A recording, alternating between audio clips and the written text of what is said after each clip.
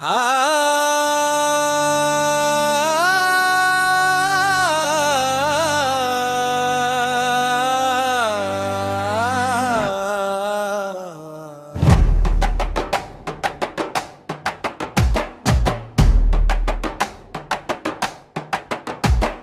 రావణుడు లంకాధిపతి రావణుడు అగ్నిలాంటి దర్పమే అదొక్కటే రావణుడు పరమశివుని శరణే భక్తుడు అదే రావణుడు సీతమ్మను ఎత్తుకెళ్ళిన ధర్మం తెలిసిన రావణుడు